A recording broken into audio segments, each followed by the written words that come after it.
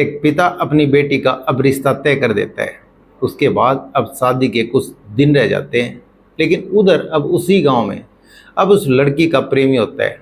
अब उसको जैसे ही उस खबर लगती है कि उस लड़की का रिश्ता हो गया और शादी होने वाली है, अब शादी से ठीक कुछ दिन पहले अब वो अपने मन में अब क्रोध होता है और एकदम से कुल्हाड़ी उठा लेता है और उस परिवार के अब जो भी आदमी होते हैं उनको मारने के लिए सोच लेता है। अब उस लड़की को पाने के लिए अब उसने ठान लिया कि इस परिवार को ख़त्म कर देना है। उसके बाद अब एक दिन नहर के ऊपर अब कुल्हाड़ी लेके छिप के बैठ जाता है। अब उधर नहर होती है, जंगल का रास्ता होता है। अब जो लड़की का पिता है अब आगे से वो आ जाता है और उसके बाद वहीं पे हो जाता है कत्ल। तो आज की कहानी। तो नमस्कार, आदाब, सत श्री अकाल। मैं रवि शर्मा हाजिर हूँ एक क्राइम की कहानी को लेकर। लेकिन आज की क्राइम की कहानी उत्तर प्रदेश का एक शहर है एटा, और उसी एटा शहर का मरहरा थाना क्षेत्र में एक गांव लगता है मीरापुर। अब उसी मीरापुर गांव में अब एक परिवार रहता था। अब परिवार का जो मुखिया है उसका नाम होता है माया प्रकाश। अब वो अपनी पत्नी के साथ जैसे जैसे वक्त बीत रहा था सब कुछ ठीक चल रहा था। अब उसी घर में अब एक लड़की होती है। अब वो शादी के लायक हो जाती है। उसके बाद जो माया प्रकाश है वो उस लड़की के लिए अच्छे से अच्छा रिश्ता ढूंढता है। उसके बाद अब वो रिश्ता तय कर देता है। लेकिन जैसे ही रिश्ता तय करता है अब शादी की डेट फिक्स हो जाती है। उसके बाद शादी की डेट फिक्स होने के बाद अब घर में खुशियाँ होती हैं, इधर लड़की वाले के उधर लड़के वाले के अब खुशियाँ होती हैं और सब तैयारियां करते हैं।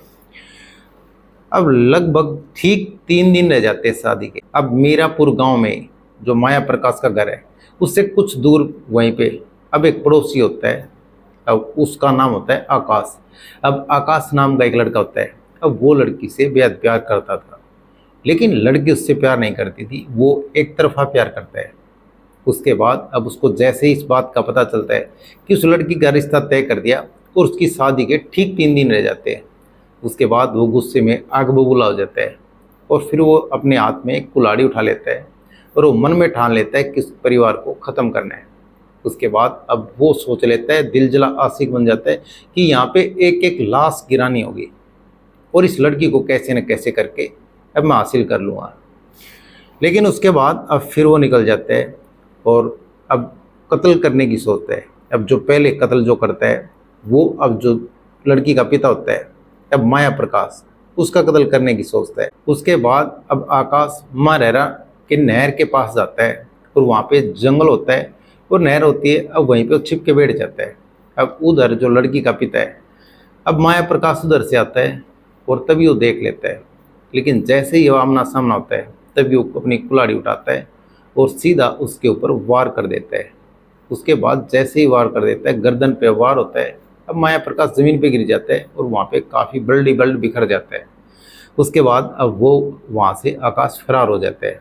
लेकिन आकाश के फरार होने के बाद अब वहाँ से जो कोई राहगीर अब जैसे ही गाँव में आता है तभी उसको देखता है।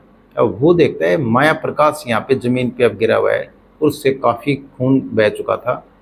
तभी वो अब पुलिस के पास फ़ोन करता है और कुछ गांव के अब वहाँ पे लोग इकट्ठा हो जाते हैं। देखते ही देखते अब वहाँ पे भीड़ इकट्ठा होने के बाद पुलिस भी मौके पे आ जाती है। उसके बाद अब पुलिस आने के बाद वहाँ पे अब बॉडी को अपने कब्जे में लेती है और पोस्टमार्टम के लिए भेज देती है। उसके बाद अब पता चल जाता है कि आकाश ने ही इसका कत्ल किया। अब पुलिस अब मामला दर्ज कर लेती है। उधर पूरे गाँव में मातम छा जाता है। लेकिन अब लड़की के जो परिवार वाले होते हैं अब वहाँ पे चीख पुकार मच जाती है। अब लड़की की शादी की ठीक 3 दिन रह जाते हैं। अब उसी दौरान वहाँ पे कत्ल हो जाता है।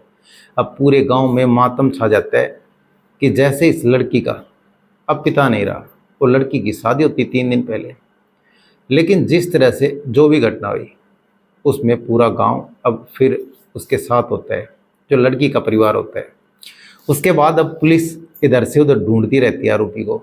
लेकिन आरोपी ने अब अपना जो मोबाइल फ़ोन होता है उसको बिल्कुल स्विच ऑफ कर लेता है, बंद कर लेता है। लेकिन उसके पुलिस अब उसकी लोकेशन ट्रेस नहीं कर पाती और उसको पकड़ नहीं पाती। उसके बाद पुलिस अब 25,000 रुपये इनाम टेक देती है आकाश के ऊपर। उसके बाद अब जैसे जैसे वक्त गुजर रहा था तभी 9 घंटे हो जाते हैं।